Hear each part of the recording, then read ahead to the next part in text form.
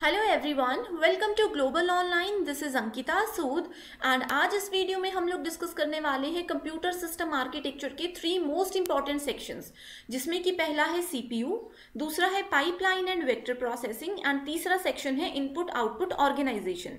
सो UGC net में computer system architecture का ये कंप्लीट सिलेबस है एंड हमारे आज के 3 इंपॉर्टेंट सेक्शन है ये, ठीक है। तो इनके जितने भी इंपॉर्टेंट कॉन्सेप्ट है, शॉर्ट ट्रिक्स है, वो सभी इस वीडियो में मैं आज आप लोगों को बताने वाली हूँ।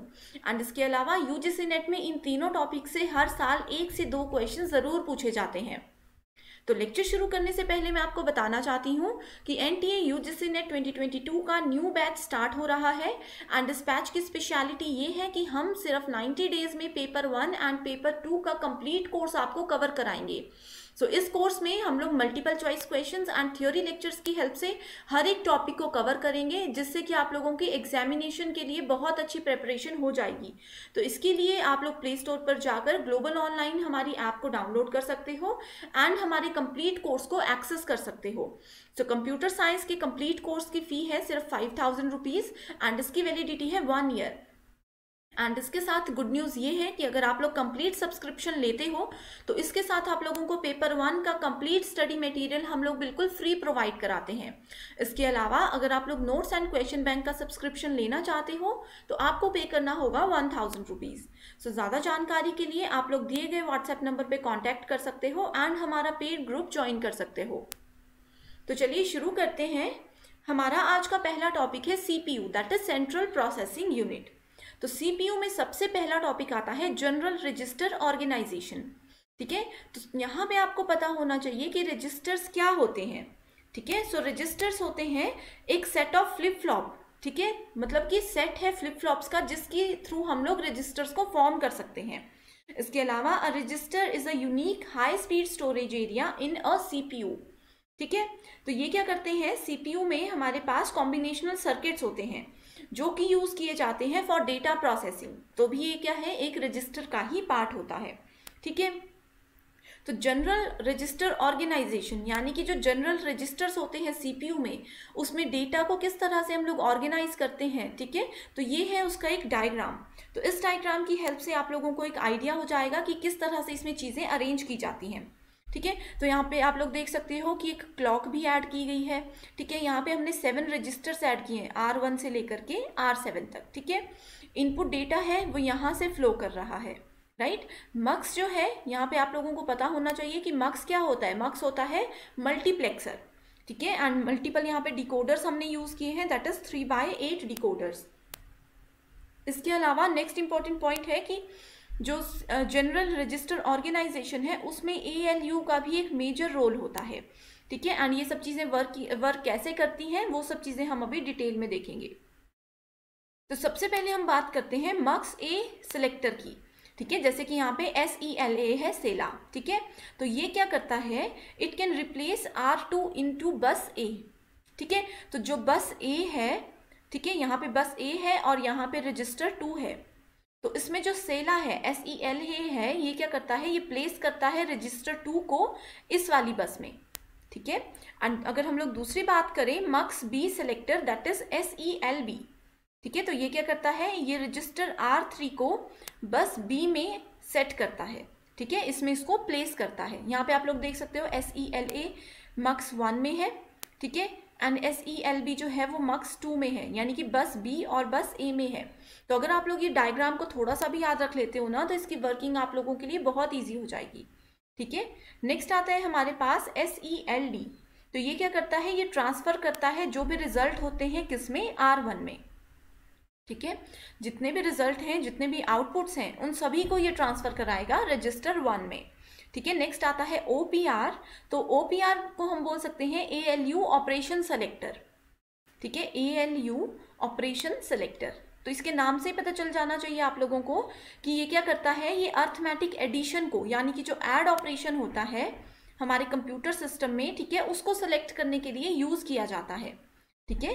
तो एग्जाम में कई बार ये क्वेश्चन पूछा जाता है कि जनरल रजिस्टर ऑर्गेनाइजेशंस में OPR को और क्या बोला जाता है, तो इसको बोला जाता है ALU ऑपरेशन सेलेक्टर, ठीक है। तो इसके अलावा जैसे इसमें ALU के डिफरेंट ऑपरेशंस होते हैं, जैसे कि ये ट्रांसफर करता है, अगर हम लोग बस ए की बात करें तो ये ट्रांसफर भी करता है, इंक्रीमेंट भी करता है, ए प्लस बी भी करता है, ए माइनस बी भी करता है, ठीक है। इसके बीच में एंड ए बी, इन दोनों के बीच में एंड ऑपरेशन भी परफॉर्म किया जाता है और ऑपरेशन भी परफॉर्म किया जाता है, ठीक है। तो ये बहुत सारे माइक्रो ऑपरेशंस होते हैं, ठीक है, माइक्रो ऑपरेशंस होते हैं या फिर ALU ऑपरेशंस होते हैं जो कि एनकोडिंग के लिए जनरली यहाँ पे यूज किए जाते हैं, ठीक है। तो ये थे कुछ important concepts related to general register organisation. Next topic है हमारे पास स्टैक ऑर्गेनाइजेशन। तो सबसे पहले आप लोगों को पता होना चाहिए कि स्टैक्स क्या होते हैं। तो स्टैक को हम लोग बोलते हैं लास्ट इन फर्स्ट आउट, ठीक है। यानी कि मान लीजिए एक यहाँ पे लाइन है, ठीक है, इस तरह से एक गुफा मान लीजिए या एक बॉक्स मान लीजिए, ठीक है। इस बॉक्स में जो चीज़ हमने सबसे पहले डाली वो सबसे नीचे आ जाएगी, 1 2 इस तरह से, ठीक है।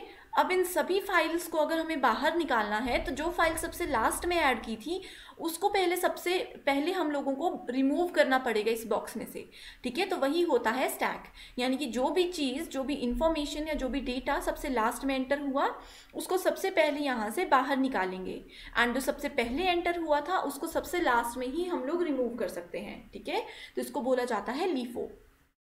तो स्टैक क्या है? स्टैक एक मेमोरी यूनिट है विद एन एड्रेस रजिस्टर। तो इसमें एड्रेस रजिस्टर का क्या रोल होता है? अब जैसे यहाँ पे फाइल्स के हमने एड्रेस दिए हैं, हमेशा ये 0 से स्टार्ट होते हैं, ठीक है, हमेशा ये 0 से स्टार्ट होते हैं, ठीक है। तो जैसे जैसे हम लोग फाइल्स को यहाँ पे स्टोर करते जाते हैं एंड इस फाइल को मान लीजिए हमने एक्सेस करना है, तो उसके लिए एड्रेस रजिस्टर जो है वो एक मेजर रोल प्ले करते हैं, ठीक है। नेक्स्ट आता है हमारे पास कि this register influence the address for the stack which is known as stack pointer, ठीक है। तो ये डायरेक्टली पॉइंट आउट करता है एक पर्टिकुलर डेटा को, ठीक है। इसके अलावा स्टैक क्या होता है? स्टैक एक मेमोरी यूनिट होता है जिसमें कि एड्रेस रजिस्टर होता है। ये स्टेटमेंट आप लोगों ने याद रख लेनी है, ठीक है। एंड जो स्टैक पॉइंटर होता है ये कॉन्टिन्यूअली इन्फ्लुएंस करता है address of an element that is located at the top of the stack, ठीक है। यानी कि जो भी टॉप में स्टैक होगा उसके ही एलिमेंट को ये हमेशा लोकेट करता है। अब जैसे मान लीजिए अभी यहाँ पे 5 एलिमेंट्स हैं, अगर हम इसको रिमूव कर देते हैं तो ये जो टॉप वैल्यू है यानी कि 4 वैल्यू है, तो ये क्या करेगा? इसको जो है इंडिकेट करेगा, ठीक है। तो रजिस्टर स्टैक भी होते हैं हमारे पास। तो इसमें क्या होता है? इसमें हम लोग सेट ऑफ मेमोरी को या फिर सेट ऑफ मेमोरी वर्ड्स या फिर सेट ऑफ मेमोरी रजिस्टर्स, कुछ भी टर्म यूज कर सकते हो, इसको हम लोग अरेंज करते हैं। तो इसके लिए रजिस्टर स्टैक्स का यूज होता है, ठीक है। सो रजिस्टर स्टैक में भी हमारे पास डिफरेंट डिफरेंट एड्रेसेस होते हैं, ठीक है। एंड इसमें कुछ ऑपरेशंस होते हैं जैसे कि फुल ऑपरेशन, तो ये बता देता है कि क्या स्टैक फुल है। दूसरा होता है एम्प्टी ऑपरेशन, तो ये बताता है कि क्या स्टैक हमारा एम्प्टी है या नहीं है, ठीक है। तो ये कुछ बेसिक पॉइंट्स हैं जो कि इसमें हायर लेवल पे यूज किए जाते हैं। एंड जो भी हमारे पास स्टैक पॉइंटर होता है ना, ये हमेशा इंक्रीमेंट किया जाता है बाय 1, ठीक है। एंड इसमें जो भी एड्रेस होता है नेक्स्ट हायर वर्ड का, उसको सेव किया जाता है, ठीक है। तो ये कुछ बेसिक कंडीशंस थी, बेसिक स्टेटमेंट्स थी related to stack organisation. Next topic आता है हमारे पास इंस्ट्रक्शन फॉर्मेट। तो इंस्ट्रक्शन, अब हम कंप्यूटर सिस्टम को बहुत सारी इंस्ट्रक्शंस देते हैं, जैसे कॉपी पेस्ट बेसिक इंस्ट्रक्शन है, ठीक है, प्रिंट का कमांड देते हैं।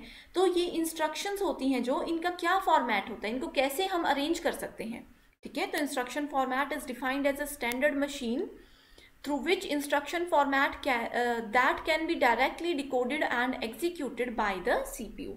तो इसका सिंपल सा मतलब है कि जितनी भी इंस्ट्रक्शंस होती हैं ये सारे CPU के द्वारा ही हैंडल किए जाते हैं, ठीक है। अगर ना मैं एक कॉन्सेप्ट बताती हूँ कि अगर आप लोग पेपर में यूजीसी नेट में पेपर 1 एंड पेपर 2 दोनों में सिर्फ सिलेबस भी ध्यान से देख लोगे ना, तो आधे से ज़्यादा कॉन्सेप्ट्स आप लोगों के क्लियर हो जाएंगे। अब जैसे इंस्ट्रक्शन फॉर्मेट है, अगर आप लोगों को पता है कि ये कंप्यूटर सिस्टम आर्किटेक्चर का टॉपिक है एंड उसमें भी ये सीपीयू के अंदर आता है, तो आप लोग इजीली आइडिया लगा सकते हो, ठीक है। कई बार होता है आंसर हमें नहीं पता होता एग्जाम में, कहीं पर हमें तुक्का लगाना होता है, तो वहाँ पर ये कॉन्सेप्ट बहुत हेल्प करते हैं, ठीक है। तो ये क्या होता है? इंस्ट्रक्शन फॉर्मेट एक सीक्वेंस होता है बिट्स का, जो कि सिर्फ बाइनरी फॉर्मेट में ही यूज होता है, दैट इज 0 and 1, ठीक है। इसमें क्या होती है? मशीन इंस्ट्रक्शंस होती हैं, जिसको कि हम लोग 0-1 सिंपली बोल सकते हैं, ठीक है। जहां पे 0-1 की बात आ गई, इसका मतलब है कि we are talking about machine instructions, जो कि डिफाइन करती है लेआउट ऑफ द इंस्ट्रक्शन, ठीक है। सो इसमें डिफरेंट हमारे पास एलिमेंट्स यूज किए जाते हैं इंस्ट्रक्शन फॉर्मेट में। जैसे कि पहला आता है नंबर ऑफ एड्रेसिंग मोड्स, कि हम लोग कितने एड्रेसिंग मोड्स इसमें यूज करने वाले हैं। दूसरा आता है number of operands, number of CPU registers, number of register sets and number of address lines. ठीक है, तो ये चीजें हैं जो कि आपने याद रखनी है। ठीक है, इसमें टोटल 5 हमारे पास कॉन्सेप्ट्स होते हैं। आप सभी को ये भी पता होना चाहिए कि इंस्ट्रक्शन फॉर्मेट में बेसिकली हमारे पास 3 एड्रेस इंस्ट्रक्शंस होती हैं। ठीक है, 3 एड्रेस इंस्ट्रक्शंस होती हैं, जिसमें कि पहली होती है 0, ठीक है, दूसरी होती है 1 एंड तीसरी होती है 2 एड्रेस इंस्ट्रक्शन। ठीक है, तो 1 बाय 1 अगर मैं आप लोगों को बताऊं तो पहला है 0। ठीक है, तो इसमें क्या होता है कि ये एक स्टैक बेस्ड कंप्यूटर होता है, जिसमें कि एड्रेस फील्ड इंस्ट्रक्शन के लिए यूज नहीं की जाती। इसके नाम से क्लियर है 0। ठीक है, तो इसमें कोई भी एड्रेस फील्ड इंस्ट्रक्शन को सेव करने के लिए यूज नहीं की जाती है। ठीक है, and to evaluate an expression first it is converted to reverse Polish notation, यानी कि इसको पोस्ट फिक्स नोटेशन में, ठीक है, 0 एड्रेस को हमें पोस्ट फिक्स नोटेशन में हमेशा कन्वर्ट करना पड़ता है, तभी क्या है ये काम करता है। ठीक है, एंड प्रीफिक्स पोस्ट फिक्स जो होते हैं ये हम प्रीवियस लेक्चर में डिस्कस कर चुके हैं। तो नेक्स्ट आता है 1 एड्रेस इंस्ट्रक्शन। तो इसमें हम यूज करते हैं, क्या यूज करते हैं, एक्यूमुलेटर रजिस्टर यूज करते हैं फॉर डेटा मैनिपुलेशन। तो एग्जाम में एक बार ये क्वेश्चन भी डायरेक्टली पूछा गया था कि कौन से एड्रेस इंस्ट्रक्शन में हम लोग एक्यूमुलेटर रजिस्टर को यूज करते हैं। ठीक है, तो वो करते हैं 1 एड्रेस इंस्ट्रक्शन में। एंड इसमें क्या होता है, एक ऑपरेंड होता है in the accumulator and the other for the register और मेमोरी लोकेशन। ठीक है, यानी कि आपने ये याद रखना है कि इसमें बेसिकली हमारे पास 2 ऑपरेंड्स होते हैं। अब अगर हम तीसरे की बात करें, दैट इज 2 एड्रेस इंस्ट्रक्शन। तो इसमें क्या होता है, ये बहुत कॉमनली यूज कंप्यूटर होता है। कहाँ पे यूज किया जाता है, ये कॉमर्शियल लेवल पे यूज किया जाता है। ठीक है, and here 2 addresses can be specified in the instruction. ठीक है, एंड इसमें क्या किया जाता है, हम लोग ऑप कोड को यूज करते हैं, डेस्टिनेशन एड्रेसेस को यूज करते हैं, सोर्स एड्रेसेस को यूज करते हैं एंड इसके मोड को भी यूज करते हैं। ठीक है, तो यहाँ पे है हमारे पास 3। इसके अलावा कई केसेस में क्या होता है, एक और यहाँ पे एडिशनल ऐड किया जाता है जिसका नाम होता है 3 एड्रेस इंस्ट्रक्शन। ठीक है, सो 3 एड्रेस इंस्ट्रक्शन में भी हम लोग क्या क्या चीजें यूज करते हैं। पहला तो हम लोग यूज करते हैं यहाँ पे ऑप कोड, दूसरा करते हैं डेस्टिनेशन का एड्रेस, तीसरा करते हैं सोर्स का एड्रेस, उसके बाद फिर से हम लोग यहाँ पे एक सोर्स का एड्रेस ऐड करते हैं। ठीक है, एंड उसके बाद ऐड किया जाता है मोड। ठीक है, तो 2 एंड 3 में सिर्फ यही डिफरेंस है। अगर हम डायग्राम की बात करें तो इसमें सिर्फ हमारे पास एक सोर्स एड्रेस यूज होता है एंड इसमें हमारे पास 2 सोर्स एड्रेसेस यूज किए जाते हैं। ठीक है, सो नेक्स्ट अब आता है हमारे पास एड्रेसिंग मोड्स। तो एड्रेसिंग मोड्स जो है one of the most important topic है यूजीसी नेट के पॉइंट ऑफ व्यू से। ठीक है, तो it refers to the way in which the operand of the instruction is specified. अब कोई भी इंस्ट्रक्शन है, जैसे A+B कोई इंस्ट्रक्शन हमने दे दी। ठीक है, सो इसमें जो ऑपरेंड होते हैं, ठीक है, उसको हम किस तरह से स्पेसिफाई करेंगे, वो सब चीजें एड्रेसिंग मोड्स के थ्रू बताई जाती है। ठीक है, एंड एड्रेसिंग मोड्स जो होते हैं, जैसे हमारे पास डिफरेंट प्रोसेसर्स होते हैं। ठीक है, अगर हम लोग 8086 प्रोसेसर की बात करें तो इसमें हमारे पास 2 कैटेगरीज में एड्रेसिंग मोड्स को डिवाइड किया जाता है। ठीक है, पहला होता है addressing mode of data and दूसरा होता है एड्रेसिंग मोड ऑफ ब्रांच। ठीक है, एंड जो 8086 मेमोरी एड्रेसिंग मोड्स होते हैं ये हमें प्रोवाइड करवाते हैं flexible access to memory and also it allow you to easily access the variables, array, records, pointers and other complex data types. तो सिंपल याद रखना है कि एड्रेसिंग मोड्स की हेल्प से हम लोग जितने भी कॉम्प्लेक्स डेटा टाइप्स होते हैं उनको बहुत ईजिली एक्सेस कर सकते हैं। ठीक है, तो इसमें कुछ इंपॉर्टेंट टर्म्स यूज की जाती है, जैसे कि पहला आता है स्टार्टिंग एड्रेस। ठीक है, स्टार्टिंग एड्रेस तो ये क्या करता है, ये किसी भी मेमोरी के, ठीक है, जो भी मेमोरी हम यूज कर रहे हैं उसके स्टार्टिंग एड्रेस को, स्टार्टिंग सेगमेंट को डिफाइन करने के काम आते हैं। ठीक है, दूसरा आता है इसमें हमारे पास इफेक्टिव एड्रेस ऑफ ऑफसेट। ठीक है, और ऑफसेट। ठीक है, जिसको कि हम इफेक्टिव एड्रेस बोलते हैं या फिर इसको ऑफसेट भी बोल सकते हैं। तो ये क्या करता है, एक ऑफसेट जो है वो डिटरमाइन करता है adding by combination of 3 addresses. तो कौन से 3 एड्रेसेस को ये कंबाइन करता है, पहला है डिस्प्लेसमेंट, दूसरा है बेस और तीसरा है इंडेक्स। ठीक है, सो डिस्प्लेसमेंट क्या करता है, डिस्प्लेसमेंट का जो साइज होता है वो होता है 8 to 16 बिट्स, 8 और 16 बिट्स, ठीक है। एंड जो बेस होता है ये क्या करता है, ये कंटेंट प्रोवाइड करवाता है बेस रजिस्टर के लिए।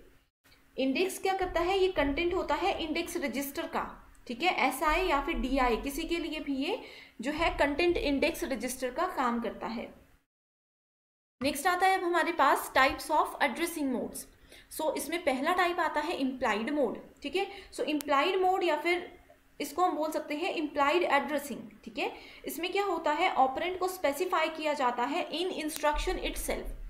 अब कोई एक इंस्ट्रक्शन है A+B, अगर वो अपने आप को ही इम्प्लाई कर रही है, ठीक है, तो उसको बोला जाता है इम्प्लाइड मोड, ठीक है। तो इसमें क्या होता है, हमारे पास कोई डेटा है, ठीक है, डेटा अपने आप पे ही इंस्ट्रक्शन को अप्लाई करता है, ठीक है। दूसरा आता है हमारे पास इमीडिएट मोड। सो इमीडिएट मोड का सिंबल होता है हैश, इस तरह से, ठीक है। सो इस मोड में क्या होता है, डेटा को प्रेजेंट किया जाता है एड्रेस फील्ड ऑफ इंस्ट्रक्शन में, ठीक है। And it is design like one address instruction format. तो इसमें हमें दो सेक्शंस होते हैं हमारे पास, पहला होता है ऑपकोड एंड दूसरा होता है एड्रेस, ठीक है। सो एड्रेस के केस में क्या होता है, डेटा जो है वो डायरेक्टली स्टोर किया जाता है। तीसरा टाइप आता है हमारे पास रजिस्टर मोड, रजिस्टर मोड या फिर इसको हम बोल सकते हैं रजिस्टर इनडायरेक्ट मोड। सो इस टाइप में क्या होता है, जो ऑपरेंड के ऑफसेट होते हैं ना, उनको प्लेस किया जाता है in any one of the register. तो कौन कौन से रजिस्टर में प्लेस किया जाता है, BX, BP, SI and DI, ठीक है, किसी में भी इसको प्लेस किया जाता है। एंड इसमें हमारे पास 3 सेक्शंस में डिवाइड करते हैं हम इसे। पहला आता है रजिस्टर, ठीक है, जो कि इंस्ट्रक्शंस को स्टोर करता है। रजिस्टर के थ्रू डायरेक्टली कनेक्टेड होते हैं हमारे पास इफेक्टिव एड्रेसेस, ठीक है। एंड इसके बाद आता है डेटा। डेटा को हम लोग कहाँ पे स्टोर करते हैं, मेमोरी में स्टोर करते हैं। तो इसमें 3 चीज़ें होती हैं जो कि डायरेक्टली आपस में इस तरह से लिंक की जाती हैं, ठीक है। नेक्स्ट आता है अब हमारे पास डायरेक्ट एड्रेस मोड, ठीक है। इसको हम लोग डायरेक्ट एड्रेसिंग भी बोलते हैं, इसको हम लोग एब्सोल्यूट एड्रेसिंग भी बोलते हैं। एंड इसका क्या सिंबल होता है, ये भी एग्जाम में कई बार पूछा जाता है, ठीक है। तो इसका सिंबल होता है हमारे पास ये वाली ब्रैकेट, स्क्वायर ब्रैकेट्स, ठीक है। इसको स्टार्ट करके क्लोज कर देना है। सो ऑपरेंड्स के जो ऑफसेट होते हैं, इसमें क्या होते हैं, इंस्ट्रक्शन दी जाती है, ठीक है, 8 बिट और 16 बिट के डिस्प्लेसमेंट एलिमेंट के साथ। एंड इसमें भी इसको 2 सेक्शन में डिवाइड किया जाता है। Here only one memory reference operation is required to access the data, ठीक है। तो इसमें जो इंस्ट्रक्शंस होती है, ठीक है, इंस्ट्रक्शंस के लिए यहाँ पे इफेक्टिव एड्रेस का यूज़ किया जाता है, ठीक है। एंड इसी के थ्रू क्या होता है, डेटा लिंक किया जाता है मेमोरी में, ठीक है। तो ये है हमारे पास डायरेक्ट एड्रेसिंग मोड। नेक्स्ट आता है इनडायरेक्ट एड्रेसिंग मोड्स, ठीक है, या फिर इसको इनडायरेक्ट एड्रेस मोड्स भी बोल सकते हैं। तो इसका सिंबल होता है @, ठीक है, और ये वाली ब्रैकेट, ठीक है। तो ये होते हैं इसके सिंबल। तो इस तरह के एड्रेसिंग मोड में क्या होता है, इंस्ट्रक्शन जो होती हैं ये कंटेन करती है एड्रेस ऑफ इफेक्टिव एड्रेसेस, ठीक है। एंड इसमें 2 रेफरेंसेस की ज़रूरत पड़ती है। पहला रेफरेंस जो होता है वो इफेक्टिव एड्रेस को लेने के लिए, उसको कैप्चर करने के लिए यूज़ किया जाता है। एंड दूसरा रेफरेंस उस डेटा को एक्सेस करने के लिए यूज़ किया जाता है, ठीक है। तो इसमें कुछ टाइप्स होते हैं, जैसे कि रजिस्टर इनडायरेक्ट, मेमोरी इनडायरेक्ट, ठीक है। तो ये होते हैं इसकी 2 मेमोरी रेफरेंसेस। नेक्स्ट आता है हमारे पास indexed address mode. So index का क्या मतलब होता है, इंडेक्स यहाँ पे यूज़ किया जाता है जिसके थ्रू हम इजीली डेटा को एक्सेस कर सकते हैं, ठीक है।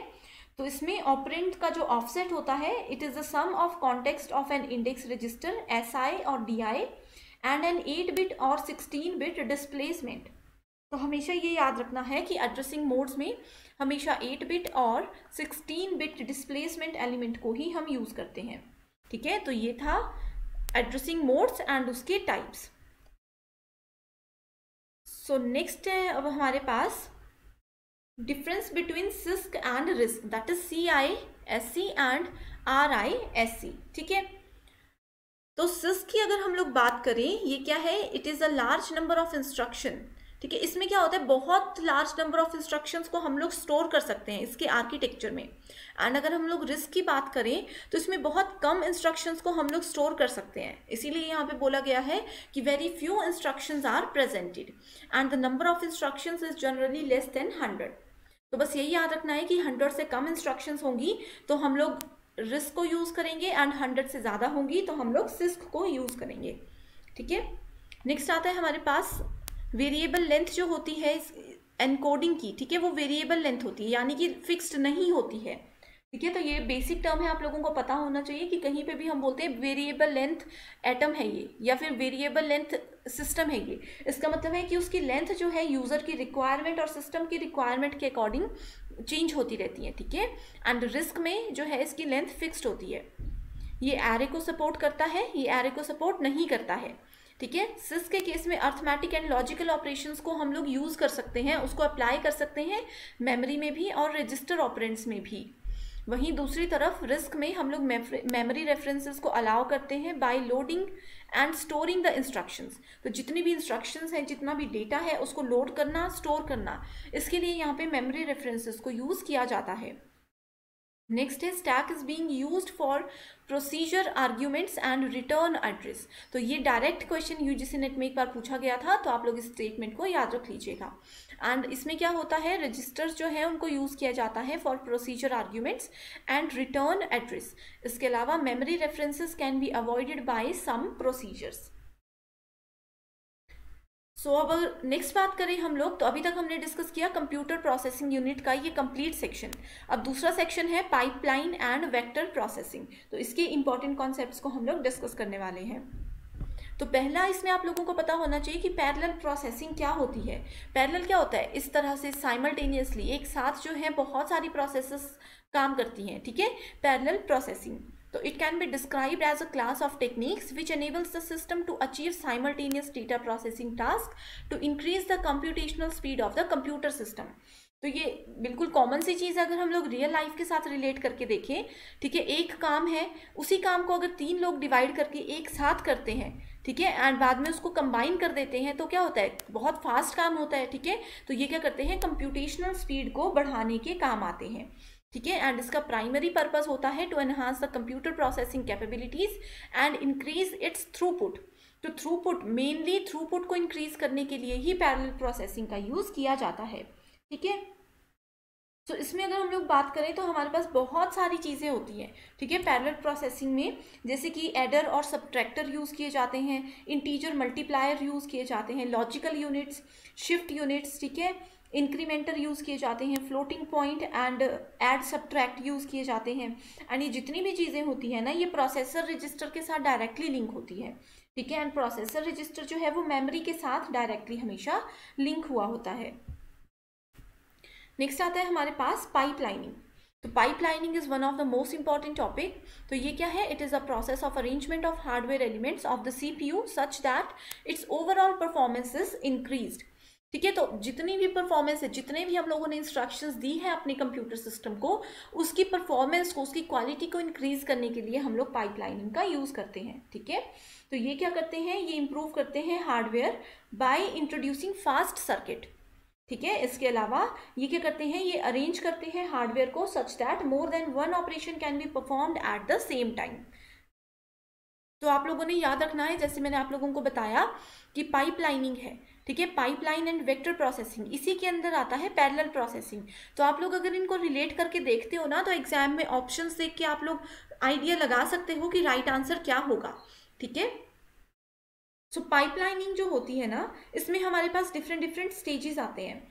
तो जिसमें कि पहला स्टेज है हमारे पास स्टेज 1, जिसको कि इंस्ट्रक्शन फेच बोला जाता है, ठीक है। यानी कि जितनी भी इंस्ट्रक्शंस होती हैं, CPU क्या करता है, उन सभी इंस्ट्रक्शंस को रीड करता है। कहाँ से रीड करता है, मेमोरी एड्रेस से रीड करता है, whose value is present in the program counter. दूसरा स्टेज आता है, इसको बोला जाता है इंस्ट्रक्शन डीकोड। तो इस स्टेज में क्या होता है, इंस्ट्रक्शन को डीकोड किया जाता है एंड रजिस्टर फाइल को एक्सेस किया जाता है to get the values from the registers used in the instructions.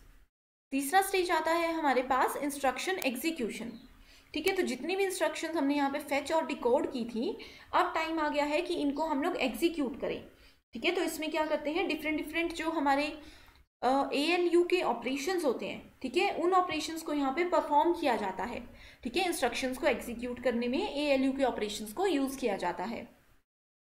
Next is memory access. तो मेमोरी एक्सेस में क्या होता है, जो मेमोरी के ऑपरेंड्स होते हैं उनको रीड एंड राइट किया जाता है मेमोरी से, ठीक है, that is present in the instruction, ठीक है। तो सिंपल सी चीज़ है, इंस्ट्रक्शंस में, ठीक है, कोई भी इंस्ट्रक्शन है जो कि मेमोरी में स्टोर की गई है, उसके ऑपरेंड को रीड और राइट करेंगे हम, नेक्स्ट स्टेज आता है राइट बैक। तो इस स्टेज में क्या होता है, जो भी कंप्यूटेड वैल्यूज होती हैं, ऊपर वाले स्टेजेस में हमने जितनी भी वैल्यूज को कंप्यूट किया, जितनी भी वैल्यूज को फेच किया, उसको हम लोग राइट बैक करेंगे to the register present in the instruction. ठीक है, तो राइट बैक इसके नाम से ही पता चल रहा है। तो ये सीक्वेंस बहुत इंपॉर्टेंट है, आप लोगों को इसको याद रखना है। ठीक है, नेक्स्ट टॉपिक आता है हमारे पास अर्थमेटिक पाइपलाइन। सो ये क्या है, अर्थमेटिक पाइपलाइन बेसिकली यूज की जाती है जहाँ पे हाई स्पीड कंप्यूटर्स हम लोग यूज करते हैं। ठीक है, and they are use to implement floating point operations, multiplication of fixed point numbers and similar computations encountered in scientific problems. तो सिंपल सी चीज़ याद रखनी है कि जहाँ पे भी अर्थमेटिक्स आप सभी को पता होगा आई होप। तो अर्थमेटिक्स की बात जहाँ पे भी होती है, इसका मतलब है कि साइंटिफिक प्रॉब्लम्स को एनकाउंटर करने के लिए हम उसको वहाँ पे यूज़ करेंगे। ठीक है, तो ये था पाइपलाइन एंड वेक्टर प्रोसेसिंग के कुछ इंपॉर्टेंट कॉन्सेप्ट्स। अब हम डिस्कस करने वाले हैं इनपुट आउटपुट ऑर्गेनाइजेशन।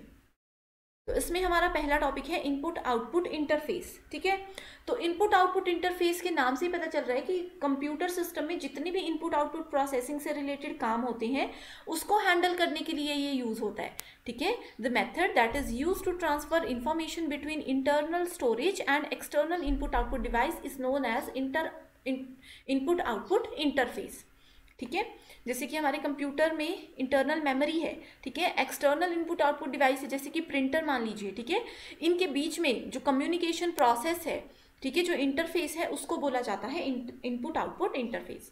तो इसमें हमारे पास मोड्स होते हैं ट्रांसफर के डिफरेंट। ठीक है, तो मोड्स ऑफ ट्रांसफर हमें बताता है कि किस तरह से internal memory and external input output device के बीच में हम लोग ट्रांसफर करवाएंगे फाइल्स को। तो पहला आता है प्रोग्राम्ड इनपुट आउटपुट।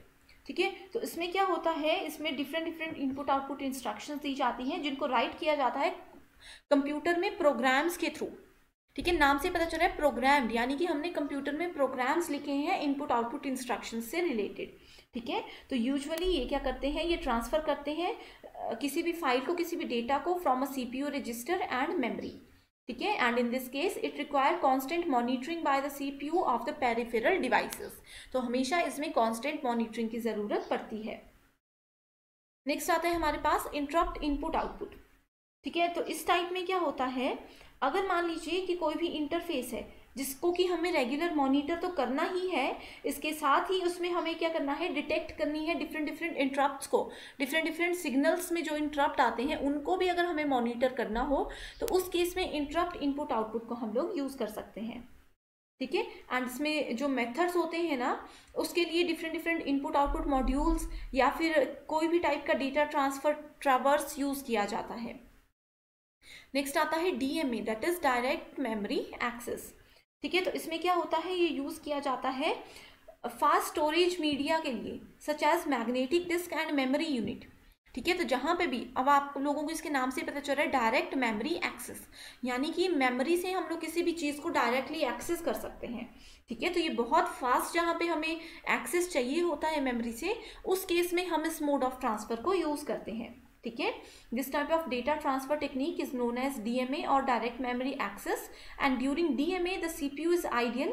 ठीक है, CPU बिल्कुल फ्री रहता है एंड उसके पास कोई भी कंट्रोल नहीं होता ओवर मेमोरी बसेस। तो वो मेमोरी बसेस जो है वो अपने आप से ही उसमें काम करती हैं। ठीक है, एंड DMA कंट्रोलर जो होते हैं, it takes over the buses to manage the transfer directly between the input output devices and the memory unit. ठीक है, बस आपको यही याद रखना है कि CPU बिल्कुल फ्री रहता है एंड CPU मेमोरी बसेस को या फिर जो कंप्यूटर में बसेस होती हैं उनको कंट्रोल नहीं कर सकता किसी भी हालत में। सो आज के लिए सिर्फ इतना ही। I hope you understand every concept. Thank you so much for watching this video.